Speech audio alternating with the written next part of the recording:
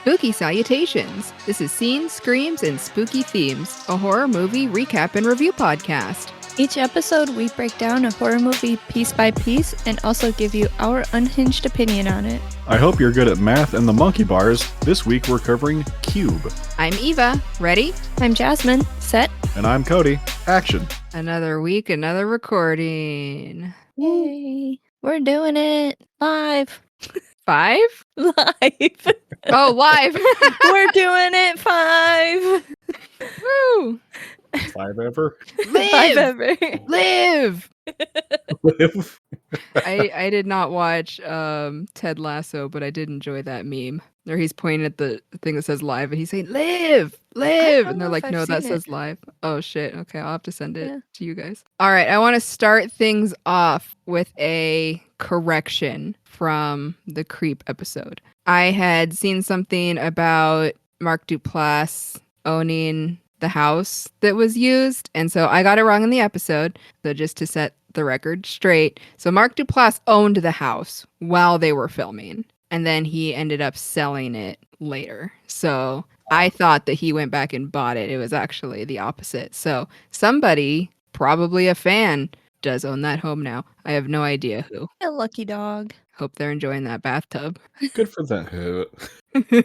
Oh. Do you think that they take a bath and they're like, Mark Duplass did tubby time here? I certainly would never be able to forget that anytime I walked into that bathroom. I don't know if I want to think about that hard. Alrighty, so I did come up with a question for you guys for this week. What is a highly rated, beloved horror movie that you didn't like? Man. I don't want to say that I didn't like it. I thought it was fine.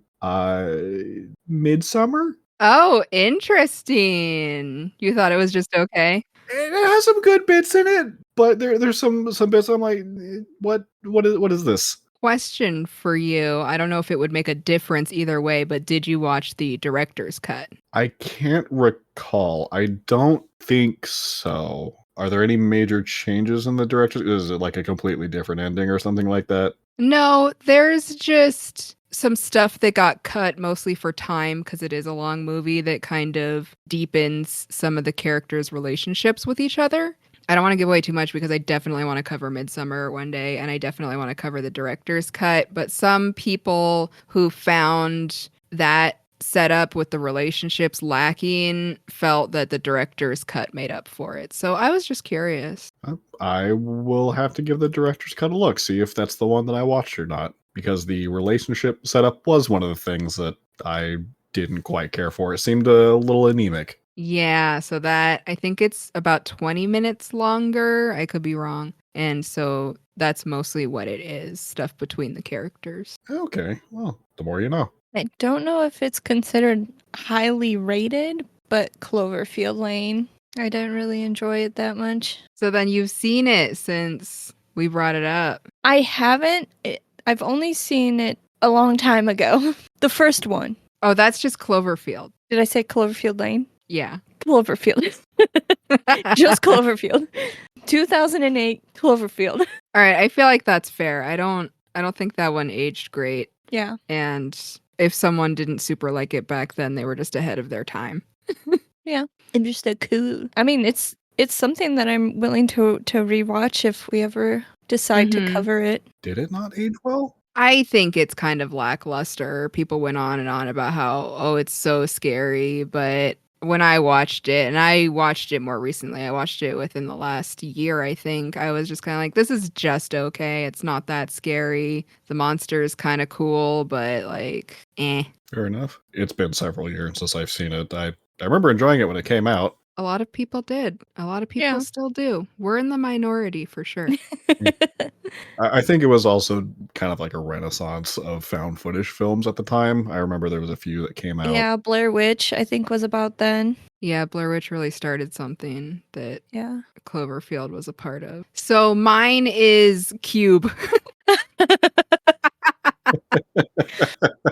I'm going to be honest, I didn't like it. I took a look at the reviews and yeah, I'm definitely in the minority. People really like this film. and they forgive it for the things that I didn't like about it. To explain, so again, I write these recaps for the podcast. I really do enjoy doing it, but it's a labor of love. It's time intensive, and I literally play the movie, type as I'm watching, and have to pause constantly in order to catch up. So writing these scripts takes me hours. On average, it takes me about an hour to cover 15 to 20 minutes of the movie. Now, hopefully that gets faster with time as we keep doing this, but for ones like Cube, this movie is largely driven forward by dialogue, and it's not good dialogue. I will say the acting in this is not good either, but for me it has qualities that make up for that. The acting's not great. The dialogue is straight up bad, in my opinion. And the concept is solid, but we get so lost in the soup of these characters. I didn't like a single character. We get lost in this soup of trying to relate to them or trying to build relationships between them, and it just did not work for me. And so I didn't super enjoy it watching it all the way through. And then when I rewatched to write the script, about a half hour in, I was just like, I hate this. I'm writing down so much stupid shit, and only because it's all that I have. There's nothing else here for me to embellish or joke about. So I hope you guys are ready to bring the thunder, because this script is dry. Oh boy. In fact, just to tackle this recording, I made myself a special tea, which is why I was 2 minutes late. I wanted to make peach iced tea, but we didn't have very much ice, but we did have frozen Marion berries. So I have Marion berry peach iced tea, and it's delicious. That sounds incredible, actually. I had a sparkly tea today. Ooh. It had edible glitter in it. Nice. You feel fancy? Did you put up your little pinky? No, I didn't. Oh, next time. It's what you deserve. Next time. All right, are you guys ready to get into Cube? Mm-hmm. Here we go. Cube was released on September 9th, 1997, and directed by Vincenzo Natali, I think. Sounds good. Our first shot is a close-up of an eye opening. The iris is kind of rolled back, but after a few blinks, it focuses, pupils dilating. It's a light silvery blue. Cut to a bald man laying on the ground. He's just woken up. He's wearing a gray uniform, a buttoned shirt, and matching pants, all baggy and wrinkled, and black lace-up work boots. The shirt has a name printed on it, Alderson. He's resting on a gray metal panel. It has a hatch door on it, the kind where you spin the lever to get it to unlatch and then it slides open. The surrounding panels glow with a white light, and they have circuitry spider webbing across the faces. His long, thin limbs are splayed out like he was just dumped there. He gets up slowly. As he stands, we see that he is in a large room made entirely of the panels. At the center of each 3x3 wall is one of the doors with a latch. The doors also have a square, or cube, theme. Each is a design with 4 smaller silver squares. The space that connects the panels has bars evenly spaced so they can be used as ladders. The appearance is cold, lifeless, robotic. I had to do a lot of description here just because this is largely what we're going to see throughout the rest of the film. So hopefully, listener, you get a decent mental picture of what this looks like. The man looks around, staring at each identical wall. He walks up to one of the doors on a wall and turns the latch. It easily turns and the door slides open with a mechanical hiss. He peers into the opening. It's a small crawl space that opens into another identical room. Except in this one, the light coming out of the panels is a light blue. He pauses, looks back around his room. The door automatically shuts behind him. Next, he opens the door on the ground. We get a shot looking up at him from below as the door slides open. This room is also the same, but red. He closes the door. Another wall door. The light in the next room is a faint orange. He uses the bars to climb into the crawl space and drops into the next room. He cautiously looks around, but nothing happens. He walks forward into the room, but after only a few steps, we hear a whooshing sound as well as a clang. He stops in his tracks, eyes wide. We watch lines of blood appear on his body, oozing blood in a boxed pattern. Pieces of his skin drop off the side of his head, some of his fingers, then his whole hand drops off. We watch his head split in the middle, and his body drops, cubed and very much dead. Oh, dang. I was gonna say, you could say he got cubed. You've been cubed! It's pretty gross, too. Oh, yeah.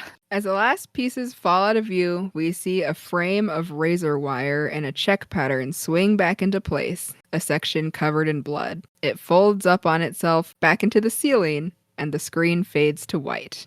Now, I do have one question here. So we see the eye open, and it's a very light color. But then this man, Alderson, has brown eyes. Whose eye was it? Doesn't one of our main characters have blue eyes? I'm not sure. I did look into that one a little bit. I couldn't find the owner of the light eye, just that it was a bit of a filming whoopsie. Oh, I just didn't notice. It looks like it might be Eleven's. Oh, it could be. Yeah. I did think that was a really cool opener for the movie, though. Kind of gives you a fake out and then a cool death. Solid opening. And so then we see a very cool title card where there are rectangles coming out of the wall, and then they're joined by lines to spell out the title, Cube. The white background turns black, followed by a musical sting of dread, fade to black. Cut to another man passed out on the ground in another white panel room next to an open hatch door. We watch as a blood-covered hand reaches through. A man pulls himself up unsteadily, looking around the room. He says, "Hey," to the unconscious man, then closes the door he came through. The two are both wearing the same uniform as the first man. So this is Quentin, who just climbed up. He is a light-skinned black man with a no-nonsense short haircut and a little mustache goatee combo. He's played by Maurice Dean Wint. The man on the floor is white. He has short brown hair. Can't make out his name yet, but he's played by David Hewlett. Quentin kneels down and taps his face, saying, "Hey," again, but he doesn't stir. Quentin walks over to a door on the wall and opens it, looks in on a pale orange room. In lieu of a score, we get eerie sound effects, kind of like a mechanical whooshing. It gives this dread feeling. There's not a lot of music in this movie. Another thing that kind of bothered me. It just kind of made it stale for me personally. I can see it adding tension for other people who view it. It just didn't work that way for me. I'll tell you, when the house is dead silent, I am on edge. It definitely did something for me. I have had experiences with other movies where they use silence very well. Again, it was just really this one where it didn't come together for me. But I can see that it was a choice, and I respect the choice. So Quentin closes the door, leaving blood on the... Okay, so it's like a door wheel, but it's just a straight piece of metal attached to the door with a circle piece in the middle, and then it has two handles coming out of it with sharp points. Its default position is straight up and down. It is important to describe this lever thing, and I was just like, all right, I don't know. So I spotted this immediately, and I was giddy with excitement. The handle for all of the hatches is actually a tool. It is a handle for a die nut, which is used to cut bolt threads in a steel rod or whatever metal rod. Oh. You can even see the bolt head right in the middle. They just screwed it into the wall and used it as a hatch handle. That's Reduce, hilarious. reuse, recycle, I guess. I thought it was a fun... It reminded me of, I think in Star Wars, there's a mechanical piece that is just a Margaritaville machine. Oh. Things like that, where they reuse just random giblets and stuff like that to make it look techie and sci-fi. It looks cool enough, man. It does work. It fits the aesthetic. And it has a purpose later, but not its intended purpose. It does not cut any bolts. No, I was going to say the thing that is funny is that at the place I used to work, I sold those machines sometimes, and I didn't recognize that thing at all because I was selling shit. I had no idea what it does. I don't know car parts. I don't even know why we were selling those because it's just like a tool that has a lot of uses not for cars, but we sure did sell them. Versatile. So I'm going to call that thing a lever. Perfect. That is what it will be in the rest of the script. So Quentin leaves some blood on the lever. As he turns back around, he's surprised to see the other man sitting up now, leaning against a wall. He has a bleeding wound on the side of his head. There's some light thudding sounds coming from the door above him. He and Quentin turn to stare up at it. Quentin joins the man under the door. We watch the lever spin and the door open. A woman begins to climb through. Before she's quite made it, Quentin grabs her and tosses her to the ground. He's immediately on top of her, ready to attack, when he notices who he's tossed. She's a middle-aged blonde woman, wearing the same clothes the others are. Spoiler alert, every character is wearing this gray uniform, so I'm gonna stop saying it. This is Holloway, played by Nikki Guadagni. More guessing on names, I don't know if that's right. She screams, and Quentin lets her go immediately. He apologizes as she runs to a different corner of the room. He holds his hands out, non-threatening. She continues to scream as he assures her he won't hurt her. She screams, "What do you want?" And he explains that he thought she was what? He's not sure. They're interrupted by the sounds of mechanical humming and rumbling. The three look around, but don't see anything. Suddenly, they can hear calls of "help" coming from a different door. Quentin opens it and spots a young woman dropping into the orange room from a door on the other side. She looks to be in her late teens with shoulder-length brown hair. She starts towards him, but he yells at her to stop, holding out a hand. She freezes, afraid. Quentin enters the room, looking around, while the girl repeatedly asks him what. He slowly crosses the room, determines it's okay, and rushes to help her climb into the white room. Holloway helps her from the other side. As she climbs in, a pair of round glasses falls out of her pocket and one lens cracks on the floor, now missing a small piece. She crawls to a wall and presses herself against it, looking nervously around at everyone. Her name is Levin. She's played by Nicole DeBoer. Quentin kneels by her and tells her it'll be okay. Holloway wants to know what was in the room. He asks for her to give him a minute while he figures things out. She asks why he was afraid of the room. As he gets frustrated, they hear the door on the ceiling open. An older man with gray hair stares down at them as Quentin asks, "How many people are in this thing?" Quentin announces to the group that they can't just go climbing around. When Holloway asks why, he explains that there are booby traps. The older man climbs down the ladder on the wall to the group. Quentin explains that in one of the rooms, a trap activated while he was looking around and nearly cut his head off. Levin starts hyperventilating at this reveal. Quentin retrieves her glasses for her, while Holloway exclaims, "Holy cats! Holy cats!" I have never heard this expression before. I had forgotten about that line, and now I want to use it in my daily vocab. I was like, oh, this is going down in quotation marks. Holy cats. Holy cat. She notices the wounded man, sitting still quietly. The older man takes a seat on the ground and starts unlacing his boots. This is Ren, played by Wayne Robson. Levin throws her arms around Quentin, grateful, scared, or some combo of the two. Holloway approaches the injured man and starts asking if he's okay. She sees his name is Worth. He looks at her, still dazed. He says he hit his head, holding out fingers with blood on them. She lets him know that she's a doctor and says it doesn't look bad. Quentin has successfully calmed Levin down a bit. She puts on her broken glasses. If she's a doctor, she's lying to him because all head wounds are bad. If you hit your head, go to the doctor, no matter what. She should be like, all right, you probably have a concussion.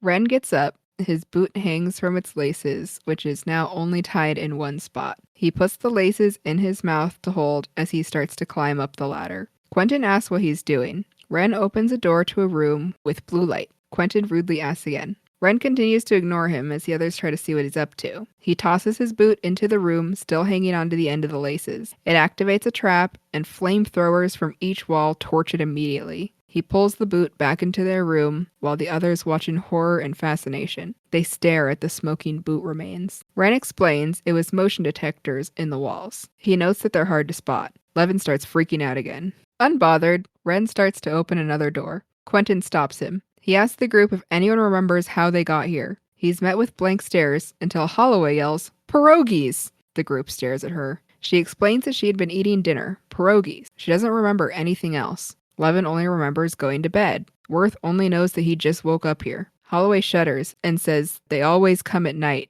like in Chile. Levin asks what she means, and she says that only the government could build something this ugly. Quentin disagrees, but doesn't know who could be behind this. The room rumbles again. Holloway guesses aliens. She's now shown her hand as a bit of a conspiracy theorist. To be honest, I would also assume aliens at first. I'm like, yes, It is a conspiracy, however, aliens are real, so. Absolutely. And they could build something like this. I mean, how else did we get the pyramids? Exactly. Triangles, cubes, it all makes sense. Right? We love geometry, but not as much as the aliens. Nope. Crop circles. Aliens love geometry. It's all shapes, man. Yeah. Quentin asks her to stop. Levin worries about her parents discovering she's missing. Quentin asks Ren what he thinks, but he mispronounces the French name as Rennes. It's spelled Rennes. Ren says they won't solve anything by sitting still. He's already unlacing another boot. He lets them know he's going to keep going until he hits the end. Quentin likes that plan. Levin thinks maybe they should stay in case someone comes. Worth says no one will come. Quentin wants to find the exit. There has to be a way out if there's a way in. He gets Holloway to agree. Worth doesn't think it's that simple. Ren cryptically agrees that it won't be simple. He says look around because it's looking at them too. The group looks as machinery rumbles behind the walls. Levin goes back to her wall, wishing she could wake up. Quentin assures her that they can do this if they work as a team, and reveals himself to be a cop. People will be looking for them. She reluctantly agrees to the plan, reassured by Quentin's job and his promise to protect her. Ren opens a door and looks to Quentin, who says, boot it. He tosses the boot into a red room. Clean. They travel to the next room. We watch them test another room and climb in. Levin notices numbers engraved into a plate on the floor of the crawl space. They hear another rumble. Holloway says that one was closer. Ren notes that it's mechanical and happening at regular intervals. Quentin guesses a ventilation system, but Ren points out there are no vents. Holloway adds that she's boiling. See, it's just a shit ton of dialogue, and that's all I have. I could cut it down, but then we would have been here for 15 minutes. It's a very character-driven movie. Mm-hmm. Quentin notices Levin reading the numbers and asks what they are. Serial numbers? Holloway says room numbers. They've been different for each room. Worth takes a look and quips, oh great, well there's only 566,400,000 odd rooms in this thing. Holloway is unamused, saying there better not be, as they only have about 3 days without food and water before they're too weak to continue. Levin thinks that surely they have to feed them, right? Quentin quietly tries to warn Holloway to stop, but she prattles on about how the heat and physical exertion will cause them to get dehydrated, and their bodies will eventually begin to break down their own tissue. They could just eat their clothes and drink their pee. It's what Bear Grylls would have wanted. Exactly. He taught us how to survive. I learned a lot from that man despite never watching an episode. By a lot, I mean just drink your own pee. Drink your own pee. Your first sign of inconvenience, just drink your own pee. Yeah. And listeners, she did not just drink her own pee. I didn't. I was going to cut I'm that, sorry. but now. I'm sorry. No. Having enough, Ren grabs her arm. He tells her, suck on it, then sticks out his tongue, revealing a button. Levin's glasses slip down a smidge as she watches, which is, fun little joke. Ren gives Holloway a button, saying it'll keep the saliva flowing. She looks disgusted, but takes it. I guess that's better than drinking your pee. For now, anyways. Yeah. As you get more desperate, you get a little bit of pee, and you suck on the button with the pee in your mouth. Okay. This is going a much different route than I expected. Cut to a new red room. The boot lands safely, but Ren sniffs the room and stops Quentin from climbing up. He says the air feels dry and suspects a molecular chemical sensor. The boot wouldn't set it off because it detects hydrogen sulfide emitted from the skin. Quentin asks how Ren's knows so much about sensors. The man only corrects him on his pronunciation and moves to the next door. Suddenly, Quentin gets it. A French sensor expert named Ren. This must be the Wren, or the Bird of Attica, a famous French escape artist who escaped 6 major prisons. Ren corrects him. 7. Levin asks him if he can get them out. He replies, maybe. Holloway exclaims, an escape artist? Ren says, yeah, I'm Harry fucking Houdini. He's frustrated now. He lets the group know that the only reason he's kept them around so far is for their boots, and if they don't smarten up, he's gone. He doesn't want to talk and guess. He wants to focus on what's in front of them. They have to save themselves from themselves. He drops into a blue room. He looks around for a moment, then hears a click. He mutters, merde, which is French for shit. Something pops out of the wall and sprays a liquid on his face. He begins to scream as the door closes behind him. The group stares in fear until they see the lever spin, Quentin jumps to help open the door. Ren is in the crawl space, and his face is melting off. Everyone is screaming as they pull him through and lay him on the ground. Ren is sputtering and flailing. Holloway looks like she wants to help, but Quentin pulls her away. Worth watches on, a dead look on his face. Ren finally stops moving. His head is foaming, caved in, smoking. For the 90s, it was a decent effect. When his face starts melting off, you can see parts of his skull around his teeth, and it was pretty gross. And I will say, I think surprisingly, this movie had better CGI than its sequels. Huh. I feel like it holds up a lot more than the others. I haven't seen them, so I do recommend them, even though you hated it. I'm willing to give, the others a shot. I'm sorry that I didn't like it. How dare you? I watch almost anything once. Can't say anything because there are things out there that I won't. Cut to Worth rolling his eyes as Quentin talks to himself about how the great Ren missed a sensor. He turns the body over with his foot in disgust. The rest of the group sits or lays on the floor. Quentin announces that it's time to reassess. Holloway wonders why they'd throw innocent people in here. Levin says she's never done anything to deserve this. Quentin gets upset, telling them to forget the big picture and look at what's in front of them. Worth points out that that's what Ren said. Quentin thinks there must be a reason they picked an escape artist, a cop, and a doctor. He tells Holloway it means she has a function, right? She shoots back, no. It just makes her think why her and not one of the other 10 million doctors. I think she's right. Quentin sighs and then asks Levin what she does. She says she's not special, just a student. Holloway still wants to know what it wants, what it's thinking. Worth replies, 1 down, 4 to go. Quentin is suspicious of him. He asks what Worth's purpose is. Worth says he's often wondered that himself. They stare down at him. He reveals he's just an office worker. Life just sucks. Holloway hates his attitude. Levin says that's because he's right. Worth asks Quentin what his purpose is. He reveals that he has 3 kids. He hasn't made his peace yet, so he will get out of here. He tells the others they need to find their strength too. He asks if Worth has a wife or girlfriend. He replies, only a collection of porn. Holloway sarcastically says, nice. She doesn't have anyone either, but she's not about to give up. She's pissed. They were taken from their home. She mourns her missing jewelry as rumbles continue. She wants answers. Quentin asks Levin why she isn't wearing her glasses. She says they're for reading, he thinks. They left her glasses for a reason, since they took everything else. Why are they here? They open a door and look at the numbers again. He asks Levin what she does in school and gives her the glasses again. Math. She puts them on and reads the numbers. She checks another door. She realizes something and wonders how she missed it before. She explains that if any of the 3 numbers on the plate are prime, it means that the room has a trap. This plate has no prime numbers. She says the room is safe. Quentin questions how she could make that conclusion from one room. She reveals that she remembers the numbers from the other trapped rooms, and they all had prime numbers. She has a facility for remembering numbers. Quentin takes her face in his hands and calls her a beautiful brain. I thought that line was extra weird. It was an interesting dialogue choice. You beautiful brain is exactly what he said. And I was like, not you have a beautiful brain. She is her brain. He doesn't care about her, just her brain. Lovely. She seems uncomfortable, but flattered. He has Holloway boot test the room. Safe. Levin rushes to enter the white room, saying, brains before beauty. She jumps in, waits, safe. She laughs and jumps with joy, exclaiming, prime numbers. Cut to a montage of rooms. There's this creepy song, and this lady who goes, ah-cha-cha-cha-cha-cha-cha-cha. And that's it. That's the song. I hated it. The whole time it came on, I was singing with her. It legit made me want to do crab hands, ah-cha-cha-cha-cha-cha-cha. That's what I did.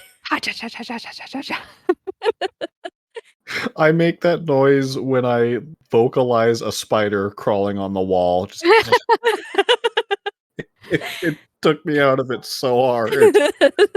Oh man. We see images of Levin thinking, staring at numbers, hear a voiceover of Holloway wondering how long he's been there. 9 or 10 hours, Quentin guesses. He has a 5 o'clock shadow, and the last thing he remembers is shaving. So they missed breakfast and lunch. He says he'll be home in time for dinner. She offers to cook. He says she has a date. Boosting morale a little bit. That's nice. Cut to the group at another door. Everyone is sucking buttons now. Quentin tells Levin that she's doing great as she starts reading numbers. Holloway is getting antsy. She wants a smoke. She wants one bad. Quentin tells her to reel herself in. Things are looking up. They're making progress. She agrees, saying she quit years ago. Oh no. Things are just that stressful. It's that bad. Can't blame you, girl. Sometimes it'd be like that. She just needs to be occupied. Worth is messing with his head wound in the background. Quentin suggests small talk, asks her what kind of doctor she is. She replies the free kind. She struggles to come up with anything else and asks him to tell her about his kids. He says 3 boys, ages 9, 7, and 5. She laments on behalf of his wife, saying she wouldn't survive that. He replies that she didn't either. The group looks at him. He clarifies that she's not dead, they just separated. Holloway apologizes, saying she's not good at small talk. Levin announces the next room is safe. The women cross first. Quentin sarcastically suggests to Worth that he could help Quentin out more. Worth replies that he couldn't, and climbs through the door. Quentin doesn't like this guy. I love this guy. Worth is a dick, but I can't help it. He was my favorite. Love Worth. I love him. He's great. He's a vibe. Yeah. He's like, everything sucks. And I'm like, you're not wrong. Yep.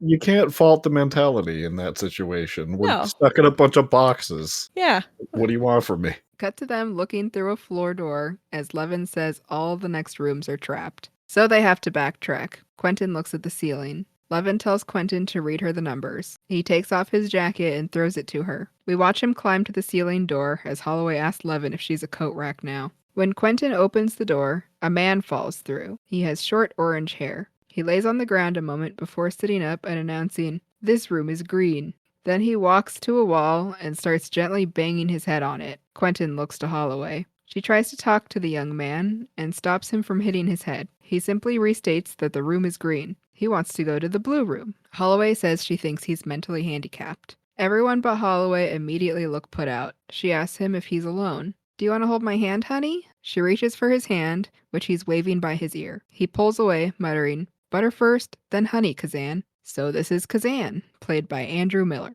Levin wonders how he survived. Holloway tells her she just needs to worry about her numbers. Holloway will take care of Kazan. Levin sarcastically notes that the room above must be safe since he fell through it. Quentin starts to climb, which bothers Kazan, who starts slightly slopping the side of his head and soft wailing. Holloway asks Quentin to give Kazan some time, and he's instantly annoyed. Fade to black. It was another very 90s thing that was happening in this movie. And all the fades to black.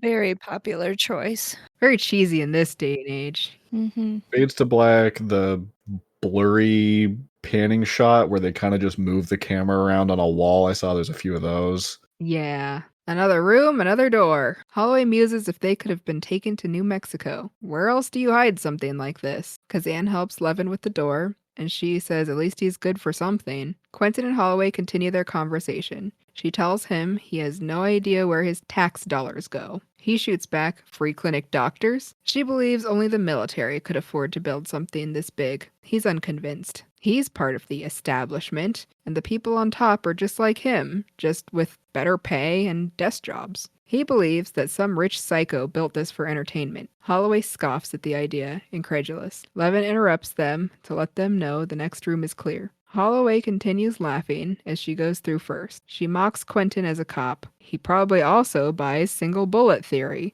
I had to Google that one. Oh. Has to do with the JFK assassination. I don't buy single bullet theory either. That came from the official report, which, you know, anyone who has some fun with conspiracy theories, that one is fun to look at because there are so many holes in the official theory. I won't get into it though. Another day. For $20, I will stop. She drops into the room. It's red. Then she starts choking and gasping. Quentin fears it's gas and tells her to come back. Kazan is wailing behind them. But Holloway coughs and swallows, recovering. She reveals that she just swallowed her button. The others sigh in relief and annoyance. Kazan continues his wailing, and Quentin sends Holloway to go help her boy. Levin complains about her workload. Worth says she needs a break. Quentin just states that she can do it. Holloway goes to Kazan and lets him touch her hair to calm him, but he won't quiet. Worth says the numbers don't look prime. Quentin mocks him, asking if that's his 2 bits worth. Ha! Hip, hip, hip, hip, hip, hip, hip. He replies, "For what it's worth." Levin confirms not prime, and Quentin enters the white room. Suddenly, she warns him to stop and look in front of him. He's surrounded by razor wires, forming a circle around him. They begin to twist closed, but he jumps out of the circle in time, getting only a large gash on his leg. He yells in pain and grabs his leg. Holloway opens the door in her room, yelling to ask what happened, but Kazan grabs her hair and pulls her back. She yelps in pain. Quentin makes it back into the red room. Holloway gets free and enters the red room as well, leaving Kazan. Quentin shouts at Kazan to shut up. Levin doesn't understand why there was a trap. The numbers were prime. Holloway works to assess and bandage the injured leg. Quentin yells again to stop the racket, and Holloway calls to Worth to go help Kazan. He turns, looking annoyed, but Quentin orders him to leave his boots behind. Worth drops them on the floor without a word and climbs into Kazan's room. Quentin immediately tells the others that he's suspicious of Worth. He thinks Worth knew about the trap. Levin says that the numbers were prime, so the system failed. He still thinks that even if the system failed, Worth knew about it. Holloway asks how he could know. Quentin shoots back at her that she's the paranoid one, think about it. All he's done is kick them when they're down. Holloway doesn't buy that a bad attitude means he's a spy. Quentin insists that he knows how to read people since he's a cop. He's a co-op. I know psychology. And as we all know, cops are never wrong. Yeah, It's true. it's impossible. Worth manages to get Kazan back into the room. He tells the others that Kazan doesn't like red rooms. He asks what happened. Quentin accuses him of knowing already, but Holloway shuts him down. Levin guesses that the numbers are more complicated than she thought. Worth suggests they don't mean anything. Levin insists that they must since they got this far. She just needs more time. Holloway notes that they need to rest anyway. Quentin agrees, but is unhappy that they're stalled. Cut to Levin etching numbers into the metal panels, calculating the numbers. Holloway sarcastically asks if they're telling her anything. Levin is annoyed. She says she has to go through a lot of variables to work with numbers this size. They don't reveal themselves right away. Quentin notes they're like people. He looks down to Worth, but he's immediately interrupted by Kazan starting to pee. Holloway rushes him to a corner, then defends him to the others that he's just peeing. Levin is grossed out. Worth is laying on the ground chuckling. Like, it's just pee. He's not pooping. What they should be complaining about is that they have nothing to collect the pee with, Exactly. like Bear Grylls would have wanted. That's wasted pee. They should have soaked one of their shirts with it, and then they suck it off of the shirt. I hate that you're right about that. Me too. Worth is laying on the ground, chuckling. Quentin gets down in his face. He asks Worth if he thinks this is funny. Then he asks what's with him. Even Holloway is hanging on better than he is. Worth doesn't respond. Quentin orders him to help Holloway with Kazan. His new job is babysitting duty. As Quentin gets up, Worth says, okay, I already don't remember how to pronounce this. Yawol? I believe it is Yawol, like mein Führer or something like. It's Yawol Commandant. I just don't Commandant. remember how to say it. Yeah, Yawol. It works well enough. YOLO. Hello. It's hello.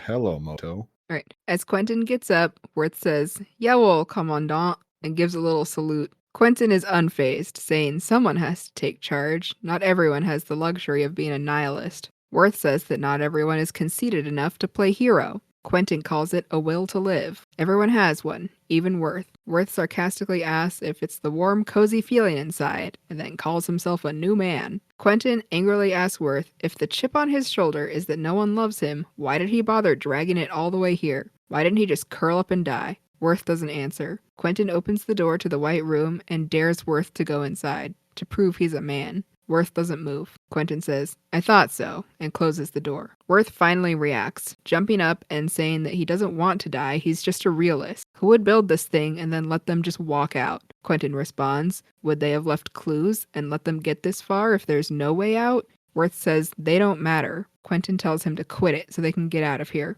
Worth almost laughs, saying they won't get out of here. They continue back and forth until Worth finally screams, there is no way out of here. The group stares at him. Quentin is gloating. He got Worth to reveal his hand. Holloway asks how he would know that. Worth doesn't answer. Quentin asks who he is. He simply turns back to his wall. Then slowly he says, I'm the poison. He reveals that he designed the outer shell. Levin asks if he built this thing. He says only the outside. He doesn't know anything about the numbers or traps. He was contracted just to design the shell, a cube. They want to know why he didn't tell them, since he knew what it was. Quentin accuses him of lying. His face drops a little, as he thinks for a beat. He says he didn't know at first. They want to know who hired him, But he doesn't know that. The only people he talked to were other people working on designs, smaller details, and none of them knew what it was for, and they didn't care. Quentin accuses him of knowing more. Holloway comes to his defense, saying this is how people stay hidden. Hide details so no one could put the pieces together.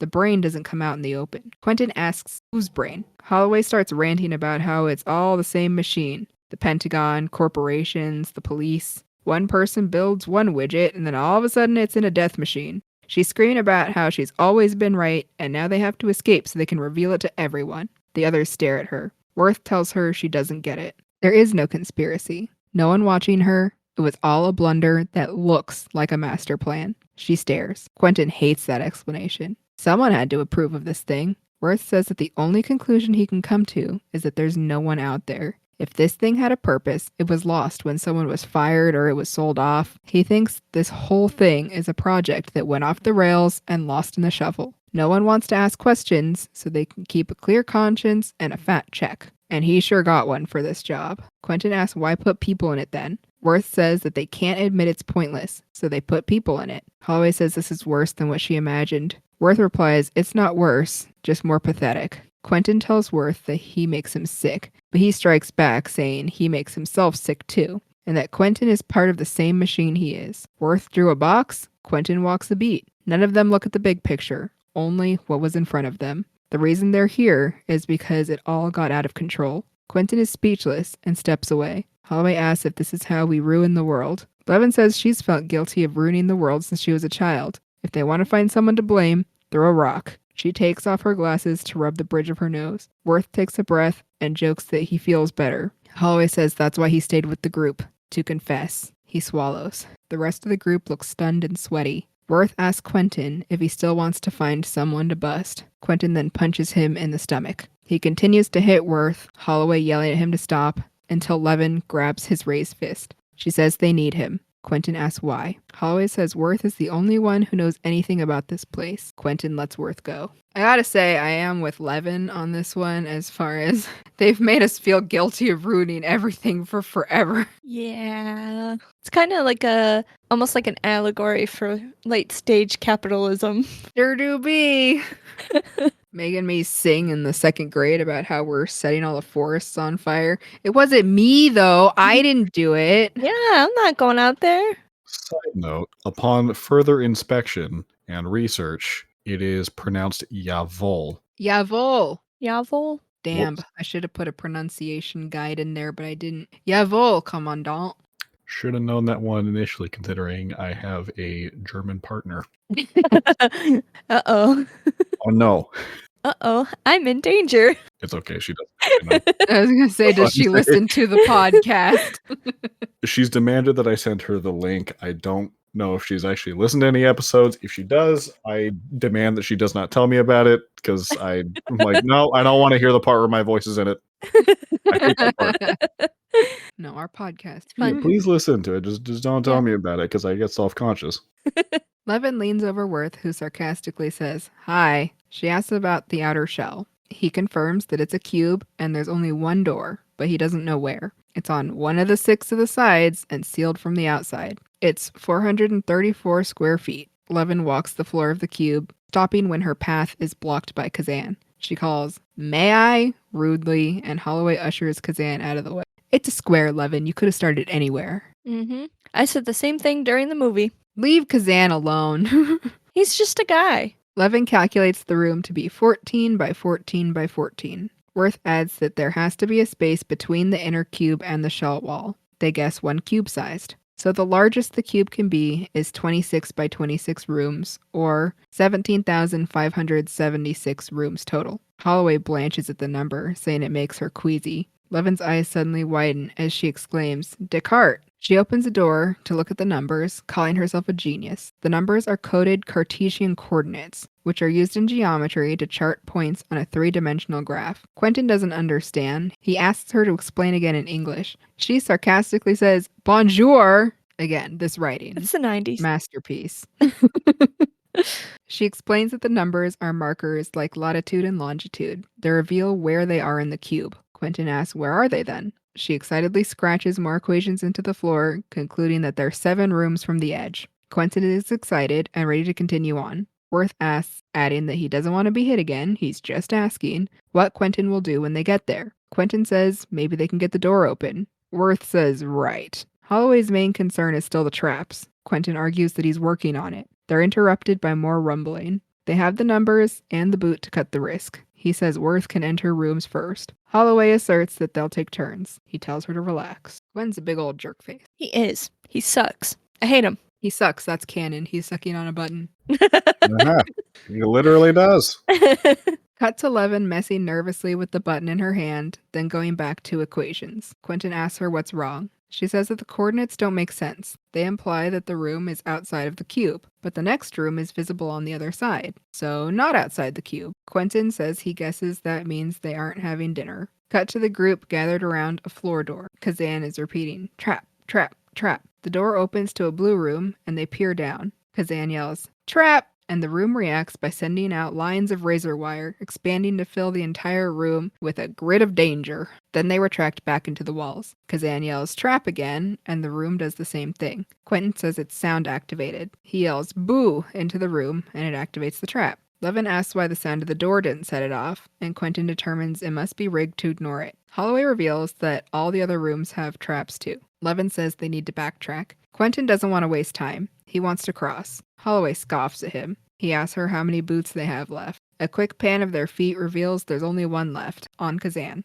Quentin tells her to get it off of him, then assures the rest of the group that as long as they're quiet, it won't activate. Worth notes that's pretty fucking quiet. Quentin tells Worth he's up first. Kazan lets out a small yell. Quentin says Kazan isn't coming. Holloway jumps in, saying they can't leave Kazan behind. Quentin calls him unpredictable and says they'll come back for him once they're out, but he's going to get someone killed. He turns to the others and they don't respond. Holloway tells them to look at what they've turned into. They're all human beings. That's all they have left. They know that coming back is a lie. Quentin breathes in frustration as rumbling fills the room. Kazan rocks and hums. Worth walks up to him and assures the group that Kazan will be quiet. Cut to Kazan holding his hands over his mouth, still rocking. Worth is climbing down into the blue room, bootlace in his mouth. Quentin helps lower him down. He monkey bar crosses the ceiling ladder while the others watch. He's very careful as he climbs down, controlling his breathing as well. He pauses in front of the door, waits for a rumble to pass. He looks nervous as the door makes noise, but the room doesn't react. He gets it open and climbs into the safety of the crawl space, boot and all. Levin is next.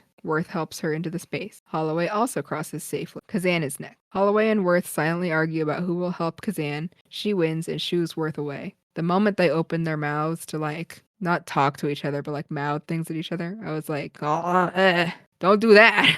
I turned it up to see if I could hear them. I couldn't. Kazan is crossing the wrong way. She tries to get his attention. He gets down to the ground, and Holloway tries to lead him to the correct side. As he walks, we hear a clicking sound. Levin and Worth point Holloway back. Kazan's pant leg is stuck in the floor door lever. He looks scared and opens his mouth but doesn't scream. Holloway pantomimes keeping quiet to him. She returns to his side and puts her hand on his mouth to remind him. She helps get Kazan unstuck and to the correct door. Quentin is last. As he crosses, the lever on the ground suddenly starts spinning. He rushes to try to make it to the door, but he isn't quite fast enough. We hear the lever click into place and he braces himself, but nothing happens. Kazan lets out an excited noise and Quentin's eyes widen. He throws himself through the doorway, narrowly avoiding the trap. So, A, I never would have made it this far. I'd be dead, right? But B, if I wasn't dead, this is where I would die because I could never monkey bars as a kid, and so I would just fall and die. This is also where I die, if I'm not already. I have no upper body strength. I got sweaty hands. Knowing my luck, my stomach would gurgle the second I get into the room. And just, well, there I go. Goodbye. Did I do that? As the spikes impale you. Quentin grabs Kazan, yelling at him and slamming him into a wall. Holloway screams at him to let Kazan go, but he's had it. He wants to follow jungle law, and this one is endangering the pack. Holloway screams, "Let him go, you Nazi!" Quentin stares at her. He asks what she called him. She says to let the innocent boy go. Quentin rounds on her, saying he's the one who's been mopping up after her bleeding heart. She's only here because he keeps her. He says her type is women who have no kids, no one to fuck her, so she sticks her nose up other people's assholes sniffing their business. I also had to quote that one as closely as possible, because what the fuck, sir? That was indeed a choice of words. Yeah. Like, where did that come from? So abrupt. So aggressive. Worth watches. Quentin continues that her problem is she's all dried up inside. Levin tells Quentin he has no right to tell her that. He doesn't know Holloway. None of them know each other. Quentin insists he does. Holloway says it's no wonder that Quentin's wife left him. He has so much bottled anger. And a thing for young girls. How does she know that? Because he's treating Levin weird and Levin's 17. Ooh. Yeah. Oh no. Quentin slaps her. Everyone is shocked. Kazan faces the wall, rocking. Holloway asks Quentin if he hits his kids too. Quentin turns away, face stricken with conflicting emotions. After an awkward beat, Levin asks if anyone else wants to know what's on the other side of the door. Quentin tells Worth to open it. Worth walks nonchalantly to the door. Sarcastically, he asks, "Door number 6? Not 1 or 2?" Quentin repeats to open it. Holloway falls to her knees, wishing for sunshine. Worth slowly opens the door. Everyone is staring. We see an outside view of a wall of cubes, each with a doorway. One opens, shining light into the black space between the cubes and the outer shell. They're fairly high up. Kazan says, "Nighttime." Worth looks excited. He exclaims it is his old friend the shell and calls, "Morning!" into the empty space. His voice echoes back. Quentin instructs the others to hang on to his legs. He leans out into the space, but it's too dark to see anything. Impossible to climb, too. Kazan looks nervous. Quinn suggests that someone swing to the other side and see if they can find a door. Holloway gazes out at the shell. He tells everyone to take off their jackets. They'll make a rope and tie it around him. Levin says he's too heavy. She says that he weighs 500 pounds. And I'm like, all right, that guy's a jerk, but that's just rude, Levin. 500 pounds? She's good at math. Apparently not estimation. So she said that on purpose. She says that she should go as the lightest. Holloway offers to go, her voice echoing. Quentin tries to insist that he'll go, but she agrees that he's too heavy. She's second lightest, and it's her turn anyways. Cut to Worth helping tie the jackets around Holloway. She asks him how long he's known they were putting people in here. He replies a couple of months. She muses that that isn't very long when you compare it to his whole life. He says he is. She tells him that he opened her eyes, so that's something. He tells her his first name, David. She replies, Helen. He shakes his head, saying she is such a Helen. He helps her up. They clasp hands. What is Helen but the 90s Karen? The proto-Karen.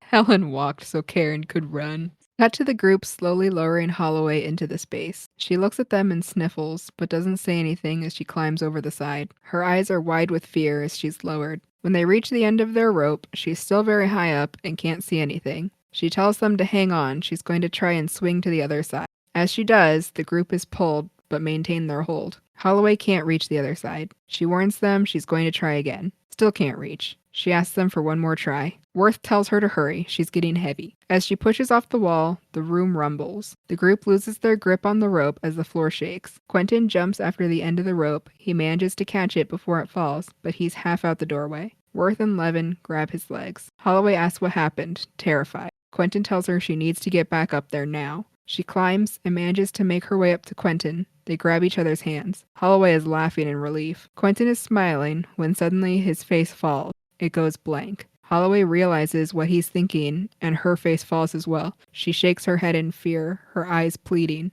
The others are asking if she's okay. Quentin drops Holloway and she falls, along with the rope. We hear her yell, and she's gone. Quentin shows no emotion as he pushes himself back into the room. The group stands in silence. Quentin quietly says that she slipped. Kazan softly calls, Holloway? And that was the only moment that this movie gave me emotions. That was so sad.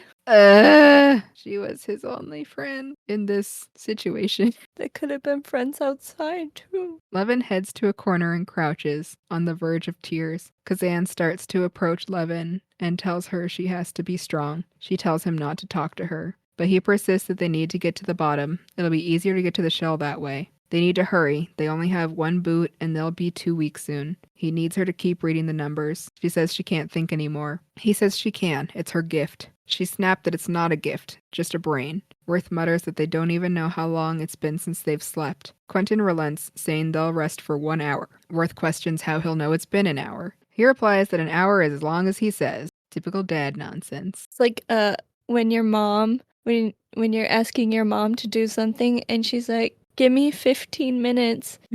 And then 4 hours later, you're like, Mom, has it been 15 minutes yet? Oh my god, waiting for my mom to pick me up from school was a nightmare. She would send me a text going, I'm right around the corner, and then 25 minutes later, in what corner were you around? Cut to a short sleeping montage. We really just see the sides of the cube swirling and everyone asleep on the ground while the lady sings the ha-cha-cha-cha-cha song. I don't know if that properly picked up. Let me try again. Ha-cha-cha-cha-cha-cha-cha-cha. Beautiful. We got crab hands going. The crab hands really fit it. I want to go to the beach. I want to squat down and go cha-cha-cha-cha-cha-cha-cha and just scuttle across the beach. New local cryptid. New local cryptid named the Cha-Cha Slide. We particularly get to see Worth, who sleeps cuddling the boot. Suddenly, we see Quentin taking the boot from Worth. Next, he covers Levin's mouth. It wakes her up, but she's confused. He picks her up and carries her to a new green room. Still half asleep, she asks what he's doing. He says they need to get to the bottom. It'll be quiet and she can concentrate there. She asks if he wants to leave the others. Quentin is ranting and rambling now. He says that they are the key. He can get them down there, and then she can think of a way out. He asks her to believe in him, that he can get them down there, that he can read people. He flashes like an X-ray. He looks toward the door and says that he dreamed Worth designing the cube, that he won't let them solve the puzzle because there is a purpose. They are the purpose. They are the cube. Quentin is behind her now, touching her neck, moving her hair. She's more awake now and looking very disturbed. He says they fit like numbers, a man and a woman, two halves of the equation. He takes her down. She's the perfect key. He slips her in the lock. His hands are moving around her now. She yelps and pushes him away. Quentin faces her and repeats that it's time to go down. He lunges forward and grabs her around the middle. Worth shoves Quentin off of Lynn. And thank God, because I was like super duper uncomfortable for that whole thing. Yeah, really uncomfortable. Extra creepy. I mean, I know that they're all going through something right now, but did Holloway call it or did you cut out, but yes, Holloway called it. Did Holloway call it or did Holloway call it? Absolutely. Yeah, thank God that's over, because Quentin, what the fuck? Thank you, Worth. As soon as he called her a key, I was like, no. Ew. At first, it kind of started just, oh no, he's just going through like dehydration delirium. Okay, he's just saying weird stuff. And then it started getting weirder in the wrong way. You go, oh no, he's more than just nuts. Yeah. Uh-oh. Quentin tells him to stay away from her. He tries to convince Levin to come back. He says Worth and Kazan, who he actually calls the retard, which we don't say that, but he did, so I'm sorry that I said it. He calls them fucking spies.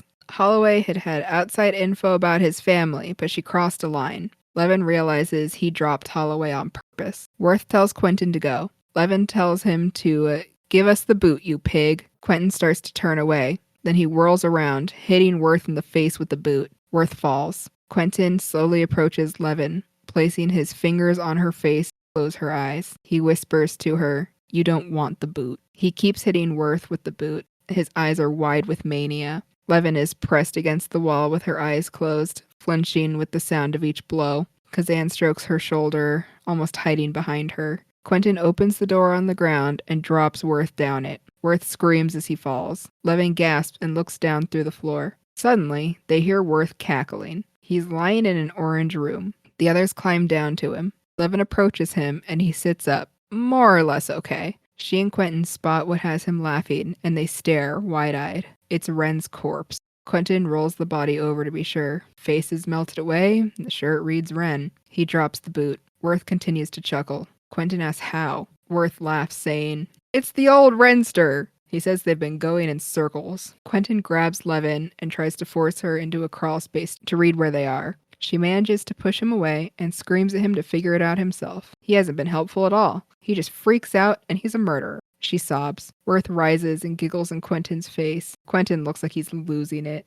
He drops to his hands and knees. He says that Worth was right. There is no way out. Worth sobers and sinks to the floor. He has a new head wound, and blood pours out of his ear. Kazan approaches Quentin, who has started to cry. He pets Quentin's head. Quentin tells him to get away. Worth is thinking. He pushes himself up and then asks, wasn't Ren killed in that room? He opens the door, and it's the outer shell space. He asks why there's no room there. Quentin says it's the edge. Worth points out that they weren't at the edge then. Where is the room that killed Ren? Quentin tells him to fuck off. He tosses the boot at him and it soars out of the door into space. Worth sarcastically tells him that was good. Quentin doesn't see a difference. They're dead anyway. Worth tries to get them to realize they aren't moving in circles. The rooms are. That's why the room is missing. That's why they keep hearing rumbling. Levin says it's the only logical explanation. She jumps up, exclaiming that she's an idiot. She examines the numbers. She says they are markers, but how do you mark something that keeps moving? Worth responds, permutation. Quentin is as confused as I am, because I don't know what a permutation is. Math. Good thing they're going to explain. She explains permutations are a list of where the room starts, how many times it moves, and where it moves to. Quentin asks if a number can tell her all that. She's not sure. She's only been looking at what the cube looks like from its starting point. Quentin says, okay, it's moving, but how do they get out? Levin suddenly remembers. 27. She knows where the exit is. Quentin stands, and Levin tells him to stay away from her. Worth repeats for him to back off. He holds up his hands in peace and says he just wants to know where it is. Levin asks them if they remember that one room with 27, which would be outside of the cube. It's a bridge, but only in its original position. Quentin is confused. Levin explains that the room starts as a bridge. Then it moves through the maze, which is how they found it. But at some point, it'll reach its original position again. The cube has an exit only for that short period of time. Once the room moves, the cube is sealed again. Worth notes it could take days for the room to complete its cycle. Quentin asks when the door will be open. Cut to Levin etching more button math. She shoos Quentin away as he tries to see. Then she thinks she has it. She reads out how this room moves on the X, Y, and Z axis. I thought it was funny that she calls it Z. Is that a math thing? Yes. All right, I know that about math. That's all I know. Everyone has an American accent, except for Ren, but he's been gone a while, so. Yeah. All right, math, got it. Quentin asks what that means. She shoots back, that you suck at math? I'm just like, oh my god, once again. Good one. This fucking dialogue. Got him. Yeah, Shot thank you for fired. reminding me you're 17. Just in case you forgot. Yeah.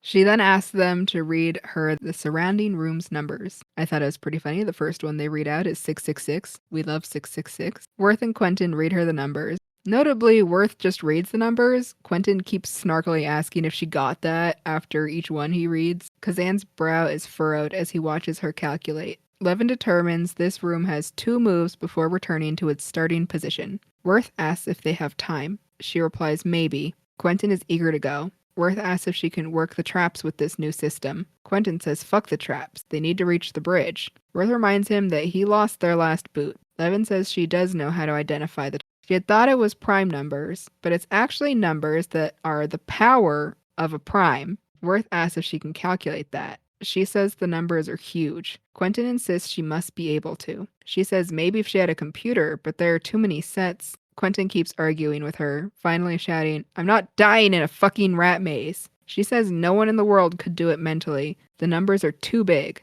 She reads a few, then says she couldn't even start with 567. It's astronomical. Kazan quietly says, 2. They turn to look at him. He's sitting on the floor, waving his hand like he's been doing. He says, astronomical. Worth asks what he said, and he repeats, astronomical. Worth says before that. He says, factors. Levin asks him how many factors of 567, and he repeats 2. Next she asks 30. He says 3. Quentin says, you have to be fucking kidding me. 7? 1. Kazan asks for a gumdrop. Levin says she doesn't have any. He repeats it. Worth leans down to Kazan and tells him he'll get a whole box of gumdrops for each answer. He responds that gumdrops come in bags. Good for Kazan's him. telling it like it is. Yeah. Worth just agrees. Kazan says he doesn't like the red ones. Worth opens the door and reads Kazan the numbers. He responds with smaller numbers, the factor. Levin is excited, confirming that he's giving the factors. Kazan grins and says, astronomical, again. Quentin laughs and says, you're telling me Telethon Boy is a genius? Levin says that the room should be safe based on Kazan's answers. Quentin says there's only one way to find out. He grabs Worth, who has been grinning at Kazan from the doorway, and tosses him unceremoniously into the next room.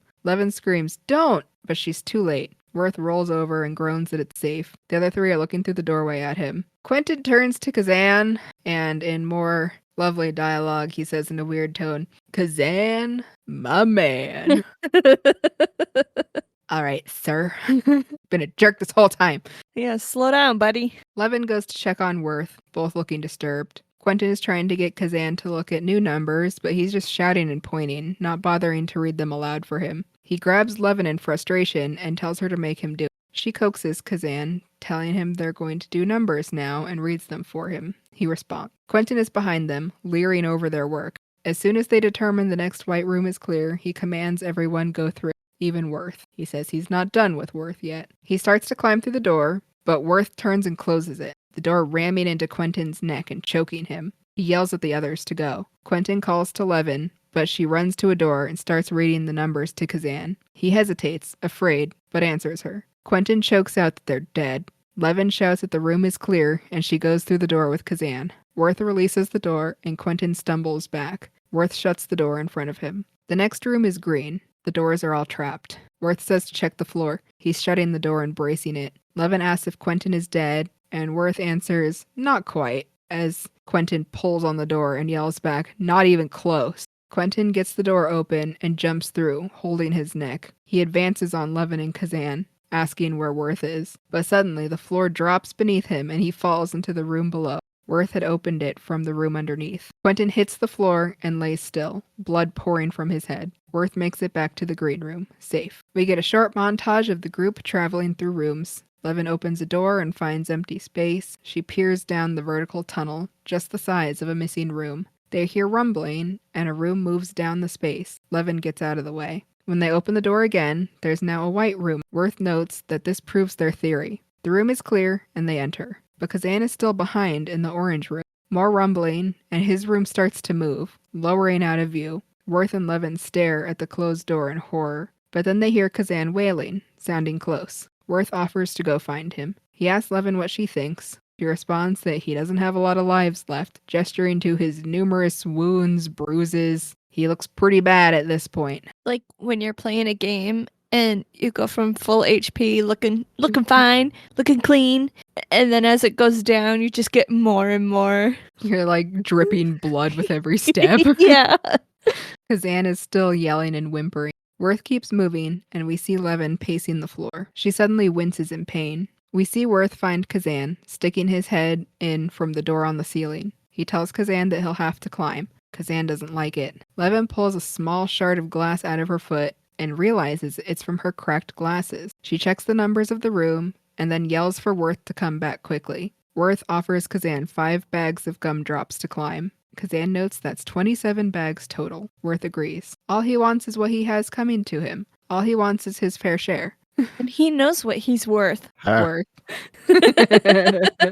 Levin yells that the room's next move will take it to the bridge, but they don't have much time. Worth and Kazan make it into the room before it shoots upwards, knocking them all over. Levin gets up and checks on Worth. He has blood coming out of his mouth. He says that this better be it, and she says that it should be. She opens a door, and it's to the empty space. Worth looks dejected. Levin says to give it a minute. Then she reveals that this is the room that they started in. She had been right when she said they never should have moved. She giggles. The room rumbles again. After it stops, Levin opens the door. There's a red room on the other side. The bridge. Kazan looks afraid since it's red. Levin has Kazan confirm the factors and say the room is clear. The group enters. Kazan goes to the next door and waits. Worth and Levin look incredibly nervous, but after a beat, Worth points to the door. Kazan opens it, and the room is filled with a bright white light. Levin laughs and starts to tear up. Worth looks like he might collapse in relief. He sits on the ground. Levin leans down, but he tells her to leave. She tells him not to quit now, and screams that it's not his fault as he stares blankly. He says he doesn't have anything to live for up there. She's not even sure what is up there.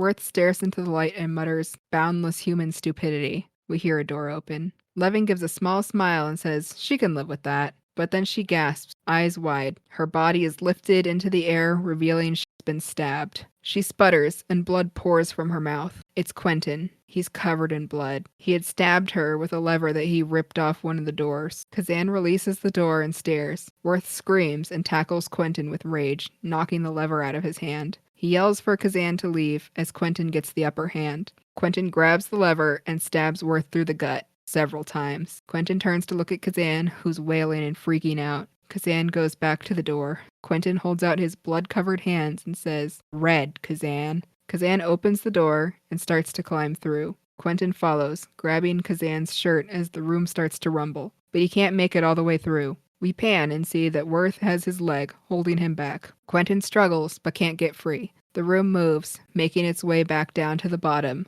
leaving behind a large red streak. We hear it clang as it stops. Worth collapses, one hand on his wounds. Which I gotta note, like, the spot of blood on his gut is really small. When you think about how he was just stabbed, like, at least Multiple 3 to 4 times. times. Yeah. He drags himself closer to Levin's body, then resigns himself, flopping and staring at the ceiling. Kazan is waving his hand like he does, and staring at the empty space where the room had been. Slowly he turns and walks into the white light. Credits. Yay. That's all she wrote. We'll never know what happened to Kazan. We'll never know. Is he actually out?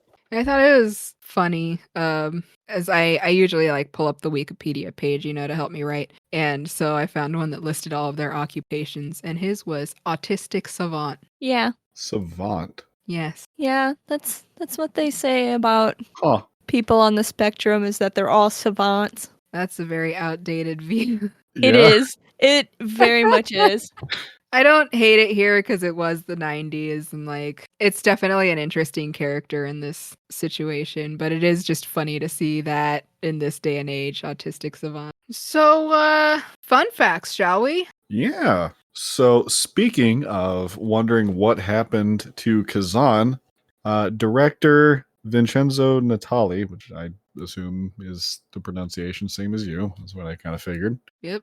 Deleted a scene at the end of the movie that shows what the outside of the cube looks like and what Kazan goes out to. He stated that this scene was the first thing he cut from the film to keep the ending more mysterious deliberately. I feel like we could have seen the outside, but I respect that decision. Yeah. I always respect an open-ended ending, something open to interpretation or theorizing. Yeah. Leaves you open for a sequel. Sure does. Mm-hmm.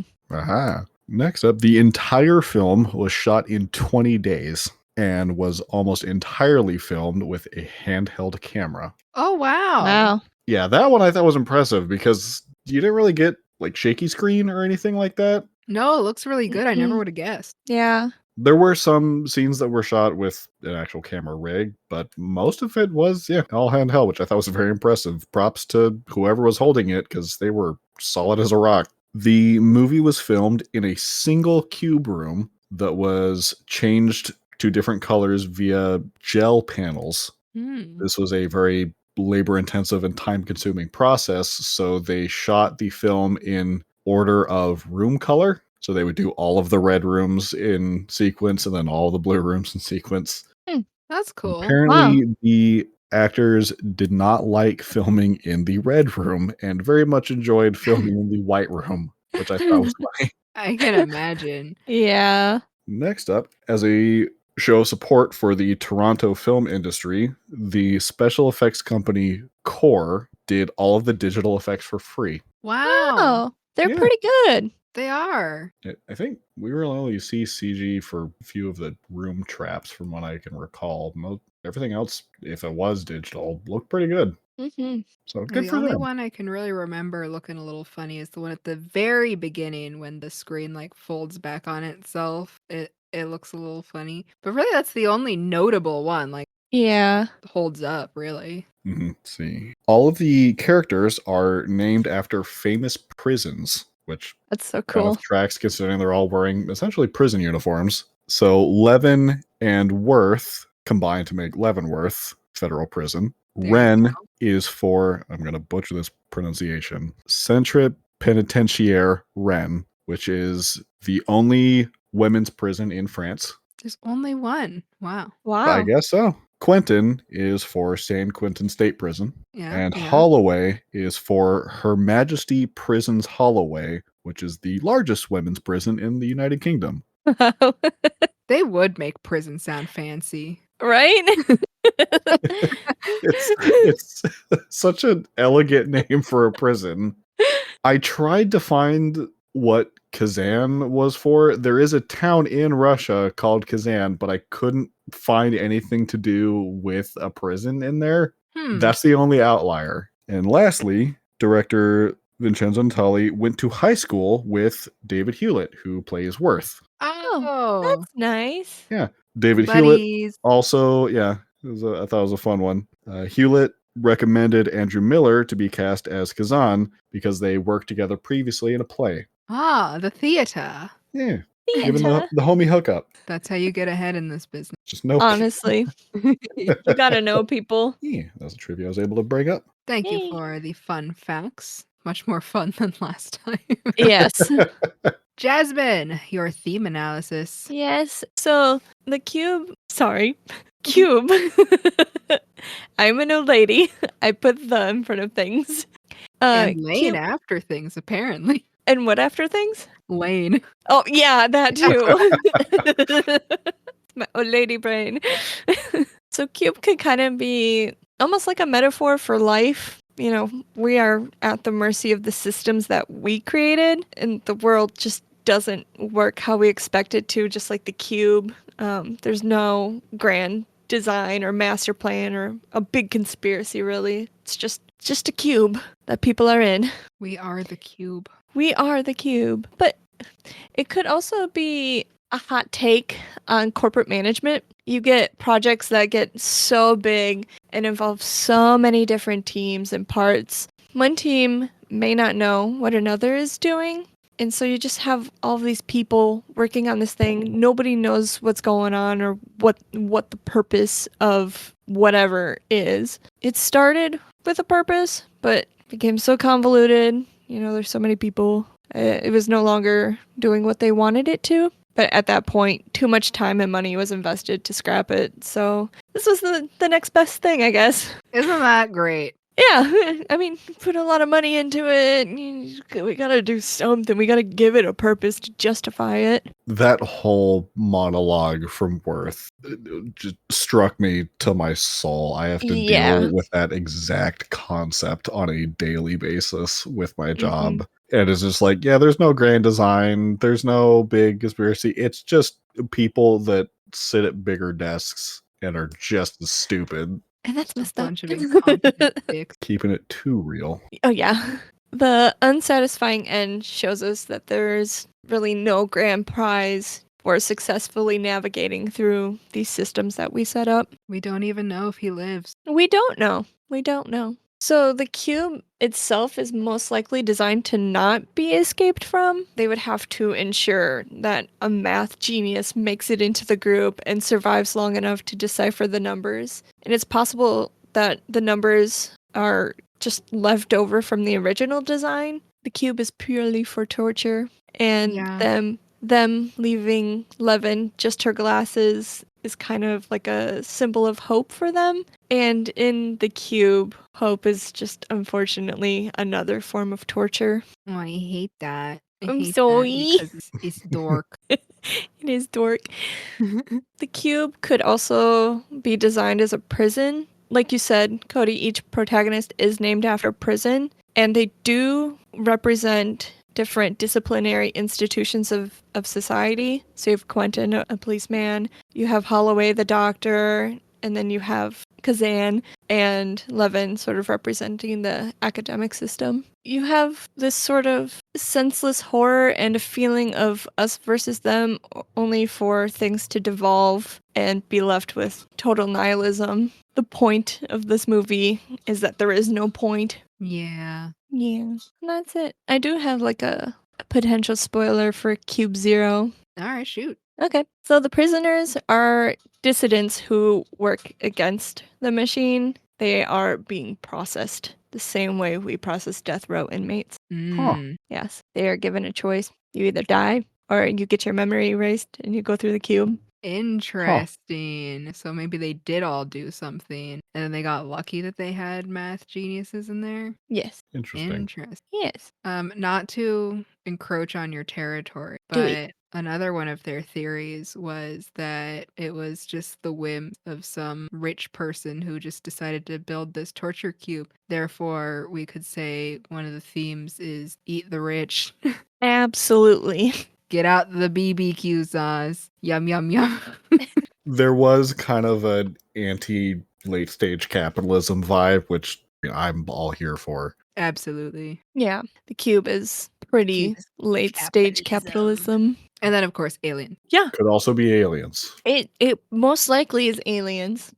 Aliens love geometry. Yeah, as we've now discovered. I mean, why else would they put 2 math geniuses? They knew. Alrighty. Thank you for your theme analysis. Yes.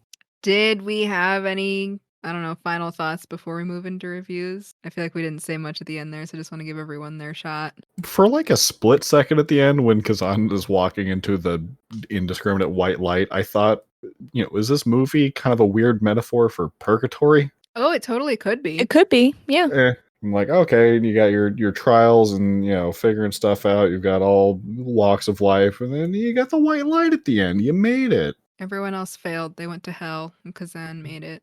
Good for Only Kazan. just deserves to be out. He's just a boy. That's right. He's just a boy. Isn't there another way? He's just a boy. So we'll move on to our Letterboxd reviews. We rate on a scale of 1 to 5 because that's the scale Letterboxd uses. And we rate on both a scary and a quality scale. So starting out with scary rating, this is definitely a 1 for me. It wasn't scary. There's tension and fun kills, but I never felt dread or fear. I was just kind of moving along with everybody else throughout the movie, but being on the outside, it didn't scare me personally. So a 1. I'm going to give it a 2. It's like you said, it's not scary. The traps are minimal. We don't see a whole lot of the traps actually being used against the people. So there's not like a real high stakes, but I do get like a sort of existential dread from it. That's fair. Yeah. I would give it a 1.5. There's a few bits that I don't think were intended to be scary, but I guess to me, especially the bits of just, oh God, my life is in the hands of bureaucratic nonsense. Oh, that thought is horrifying. That's scary. Yeah. That's the worst part. When you lean into that. And so also a quality rating. I am sorry, this is just my personal opinion. This movie relies on character relationships and dialogue, and I did not think either of those things were done well. The concept is good. I am interested in the sequels if they might be better, but I also feel like maybe they just kind of go off the rails like a lot of horror sequels do. Either way, if they're more fun than this one, I'm here for it. But yeah, this one just really didn't hit the mark for me. And as far as the existential dread goes, that's what a lot of people like about this movie and the mystery at the end. Whereas I'm just like, I face more of this in my day-to-day life with anxiety than I did in this movie. So I don't think I'll be watching it again. It just wasn't for me. It just wasn't for me. I'm going to give it a 1.5. 0.5 is for the cool concept. I'm going to give it a 3. I've seen this movie a lot. I have a lot of nostalgia, and I think the concept is really cool. And yeah, not a whole lot I can say. You like what you like. Yeah, Ain't nothing wrong with that. I can't help it. I'm never gonna go against anyone's ratings. Fight to the death. Defend your opinion. Don't make me get out Mario Party. I think I'm also going to give it a 3. It was a cool concept. I enjoyed the idea of a, big cube prison. It had some interesting plot bits that kind of didn't go anywhere. But yeah, this was definitely a right in the middle for me. I would say I was very whelmed watching it. It is a whelming movie. It's definitely not for everybody. Not everybody's cup of tea. It will live on. It's gonna stand the test of time, I think. So it Oh, doesn't yeah. matter what my personal opinion. If people enjoy the brand of dread this movie gives, then it deserves its spot in history. And I say, good for Kazan, Good for Kazan. for what it's worth. Yeah, it gets a little bonus point for the pun. It's always a good time. I do also feel like there's a weird era of mostly horror movies, but I think movies in general where it's like 97 to 99, which is exactly this vibe of like it's almost there. It's got a cool concept. It's not good, but it can be enjoyable. And I love that era of movie. Yeah. I would definitely be interested in watching the remake because I don't know how faithful it is going to be to this, especially since I think it's Japanese, right? Yeah. So now that horror is more prolific, especially Asian horror, and more people spend more time on the scripts and trying to make more of a masterpiece than just this is a cool concept. This will get people. Who cares about the rest? I would be interested in watching the remake to see how faithful it is, what they change, and if they can make other parts of it better. So that'd be cool. So that brings us to the end of the episode. I hope everyone enjoyed Cube more than I did.